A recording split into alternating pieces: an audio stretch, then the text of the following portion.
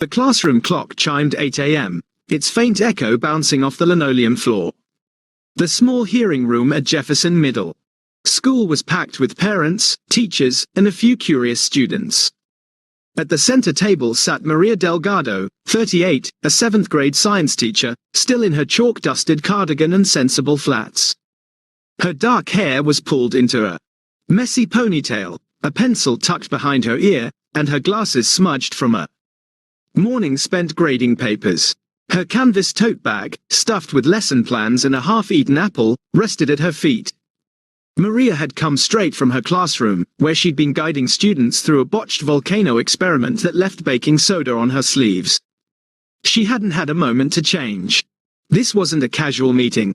It was a disciplinary hearing. Her job was on the line after a parent, backed by a vocal school board member, accused her of inappropriate conduct for discussing climate change in class, claiming it was too political. Maria had evidence. Her curriculum was district approved. She had supporters. But what she didn't anticipate was the moment the hearing officer saw her. Dr. Evelyn Harper, 59, impeccably dressed in a navy blazer, her silver hair pinned neatly, presided over the panel.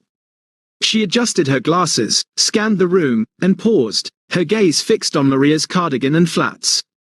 "Ms. Delgado," she said, her tone sharp, "is this how you choose to present yourself for a professional hearing?" Maria swallowed. "No, Dr. Harper. I came straight from teaching. I didn't have time to change." Harper's lips thinned. "This is a formal proceeding, not a staff lounge. You're expected to respect the process." A murmur rippled through the room. Maria's union representative started to speak, but Harper waved him off. "Enough, Ms. Delgado. You're here to defend your conduct, and you arrive looking like you just rolled out of a craft store." The crowd shifted uncomfortably. Some parents exchanged glances. A student in the back bit her lip. But Maria didn't waver. She met Harper's eyes and said calmly, "With respect, Dr. Harper, this cardigan still has chalk from the board where I taught 28 kids about ecosystems this morning. I didn't have time to change because I was busy making sure they understood why their world matters." The room went still. Dr. Harper opened her mouth, but no words came. The truth, dusted in chalk and woven into Maria's tired voice, had entered the space. The hum of the air conditioner filled the silence. Harper stared, her poised demeanor faltering. She hadn't expected a response so steady, so unapologetic, from a woman in a frayed cardigan and scuffed shoes. Maria's hands, stained with marker from a student's poster project, rested calmly on the table. Her union rep, Tom Alvarez, glanced between Maria and Harper, momentarily speechless. The crowd leaned forward. A teenage girl in the back, one of Maria's students, quietly pulled out her phone and started recording. Harper cleared her throat. "This is not a platform for theatrics, Ms. Delgado." Maria tilted her head slightly, not defiant but honest. "No, ma'am. It's a hearing, and I respect it enough to show up, even if it meant not changing out of what I wore to teach kids how to think for themselves." Harper's gavel tapped sharply. "Let's move on." But the moment had shifted. Outside, the first video clip hit Instagram. Teacher scolded for chalky cardigan. Her reply is everything. By noon, it had 400,000 views. By 3 p.m., it was at 4 million. Maria's words echoed across social media. "I was making sure they understood why their world matters." Hashtags trended. Hashtag let her teach. Hashtag chalk not Chanel. Hashtag respect the cardigan. Local news picked it up by 2 p.m. By evening, national outlets were airing the clip. Maria, oblivious to the viral storm, was focused on the clock. After the hearing, she had to rush back to school for parent-teacher conferences, still in the same cardigan. But that cardigan now carried a story, one that would soon outgrow the small hearing room. The parent who'd filed the complaint, Mrs. Cassandra Reed, a polished woman in a tailored skirt suit, stood to speak. Her attorney, Gregory Vaughan, adjusted his tie and addressed Maria. "Ms. Delgado, you chose to teach a lesson on climate change, knowing it was controversial, and you attended this hearing directly from class. Is it fair to say you prioritize your classroom over this process, over your career?" The room tensed. Maria leaned forward, her voice steady. No, sir. I prioritized teaching kids to ask questions. If my own daughter was in a classroom at 7 a.m., I'd want a teacher who showed up to spark her curiosity, not one who left early to iron a blazer. I didn't choose between my job and this hearing. I chose to be the kind of teacher I'd want for my child. A few parents nodded. A father in the back wiped his eyes. Harper gripped her gavel but didn't strike it. Vaughn pressed on. You seem passionate, Ms. Delgado. But passion can cloud judgment. Maria's response was soft but firm. I'm not passionate. I'm tired. There's a difference. Passion fades. Tired means you keep showing up, even when the world says you're wrong for not looking the part. The energy in the room shifted. In a space meant to weigh policies and complaints, Maria had reminded everyone what teaching really meant. Vaughn sat down, his notes suddenly irrelevant. Harper called for a break, but Tom Alvarez stood. Dr. Harper, before we recess, I'd like to call a witness. Harper sighed. Proceed. The door opened, and in walked Dr. Raymond Patel, the district's curriculum director, mid-50s, in a pressed suit but with an air of quiet authority. Maria's eyes widened, she hadn't known he was coming. Patel took the stand, was sworn in, and faced Harper. I'm here to clarify Ms. Delgado's role, as her appearance seems to have been mistaken for carelessness. The room grew taut.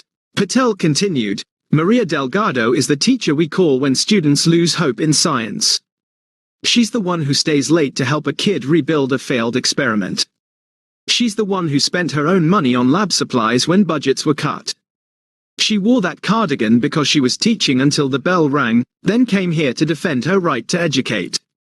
He turned to Harper. If you think her attire is disrespectful, I invite you to visit her classroom during a dissection lab. See what respect looks like when it's covered in frog guts and hope. The room was silent. Harper blinked. Patel pulled out a folded letter. I'd like to submit this, written by a student Maria taught last year.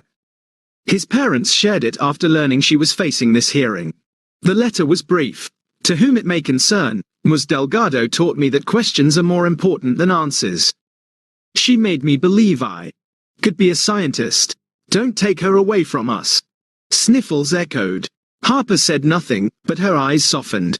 Maria wiped her face, not from defeat, but because someone had voiced the truth she'd never dared to claim. The hearing paused for lunch, but the conversation wasn't about curriculum or complaints. It was about Maria, the teacher in the chalky cardigan, who chose students over protocol and showed the system what courage looked like. Outside, a crowd gathered. Teachers, students, even a custodian in his work boots. The clip had gone viral. By 1 p.m., a news channel ran a segment, The Cardigan That Changed Education. Another headline read, Teacher shamed for attire stuns panel with truth. Maria sat in the hallway with a stale granola bar, Tom beside her. You okay? He asked. She nodded. I'm not trying to be a hero. He smiled. You're not. Heroes allowed. You're just real. She laughed softly. Real's messy. Tom shrugged. So's chalk. A student approached, clutching a notebook.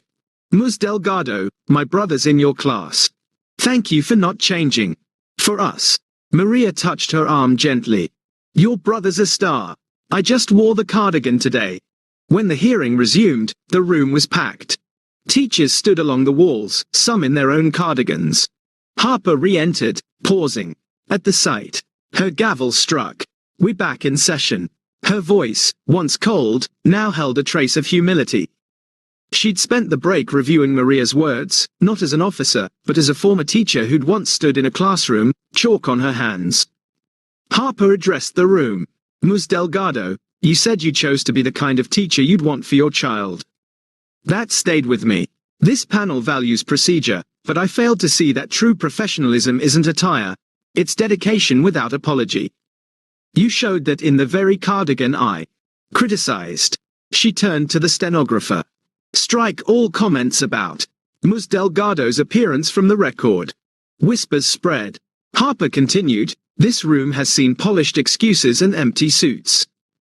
Today, we saw someone who taught a class, then fought for her job, only to be judged for not wearing heels. Ms. Delgado, I owe you my respect. The crowd stood, one by one, first a student, then a parent, then every person in the room. Maria rose slowly, not for herself, but with them.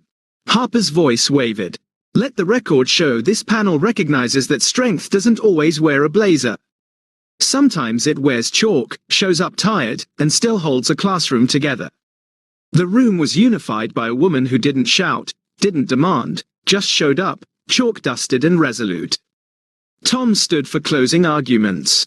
Dr. Harper, my client's actions, Dr. Patel's testimony, the student's letter, and this room's response speak louder than I could. He sat. Vaughan hesitated, then spoke softly. I withdraw my argument. The evidence is clear. He looked at Maria. Ms. Delgado, I misjudged you. Maria nodded. No tears, no drama, just acknowledgement. She wasn't defending her life anymore. She was living it. Harper folded her hands. I've made a decision. Ms. Maria Delgado will retain her position with no disciplinary action. There is no evidence to suggest she's anything but an exemplary educator. Maria exhaled, relief washing over her. Her life, messy, tired, real, was enough. Harper added, this panel thanks Ms. Delgado for reminding us that education serves those who show up, even when they're running on fumes. From now on, teachers coming from class will be offered coffee, not criticism. The room erupted in applause, not for a ruling, but for a woman who didn't have time to change because she was too busy shaping minds. The applause lasted a full minute, unbroken by the gavel. Maria stood still, present, as she always was, whether in a classroom, a hearing, or tucking her daughter into bed. Outside, reporters waited, but Maria didn't stop.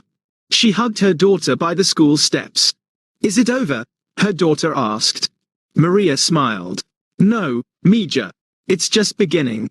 That night, her story hit every network, not as a controversy, but as a reminder of what it means to show up when the world measures worth by polish, not purpose. Headlines rolled in. Teachers Chalky. Cardigan sparks national movement. Educator shamed for attire redefines professionalism. Hashtags trended. Hashtag chalk it up. Hashtag Maria Delgado. Hashtag teach real. Schools held cardigan days, encouraging teachers to wear their classroom clothes proudly. T-shirts bore Maria's quote, I was making sure their world matters. Maria didn't watch the news. She was grading papers, helping with homework, reheating dinner. When a colleague dropped off a stack of articles, saying, You're everywhere, Maria shrugged. I just want to be where I'm needed. Her daughter asked, Will they forget? Maria hugged her. They might forget my name, but not what we showed them. Strength isn't loud. It's showing up when it's hard. Weeks later, the State Education Museum called. Ms. Delgado, we'd like your cardigan for an exhibit. Maria blinked. My cardigan? Yes, Mom. Next to a coal miner's lantern and a nurse's scrubs, because you showed what holds this country together. Maria mailed it, the faint chalk stains still visible. The plaque read, the cardigan that taught us, worn by Maria Delgado, who reminded us strength wears dedication, not designer labels. Schools visited the exhibit. A professor created a course called Everyday Heroes, the Quiet Changemakers. Maria received letters from teachers, parents, even a superintendent who wrote, I used to judge by appearances. You taught me to judge by impact. Maria kept teaching, kissing her daughter's forehead, showing up. One morning, her daughter said, I want to wear a cardigan like yours when I grow up. Maria zipped her backpack. Wear what you want, Mija. Just show up for those who need you. Under the morning sun, another seed was planted, not for drama, but for a teacher who showed up, chalk-dusted and true, and never asked for applause. Maria's story reached state legislatures. Lawmakers introduced the Delgado standard, ensuring teachers couldn't be penalized for wearing classroom attire in hearings. It passed in 4 states. A senator said, she didn't set out to change policy, she just taught, but her courage changed us. Schools updated dress codes, allowing work attire for post-shift hearings. One principal wrote, my badge doesn't outrank a teacher who shapes the future. Maria didn't chase fame. She kept teaching, One lesson, one hug, one day at a time. The mayor declared Teachers' Day as Maria Delgado Day. Her daughter, holding a flyer, asked, "They named a day after you?" Maria poured her coffee. "No, honey. It's for what we do, show up, imperfections and all." Outside, bells rang. In classrooms nationwide, cardigans were worn with pride. And in hearing rooms that once judged, panels paused when they saw chalk. Maria wasn't loud. She was too tired to pretend, too brave to change, and too devoted to walk away from the students she loved, whether they needed a lesson or a teacher who never missed a chance to show up. If you were moved by Maria's story, please like, subscribe, and leave a comment sharing your thoughts. Your support helps us share more stories of everyday heroes who show up when it matters most.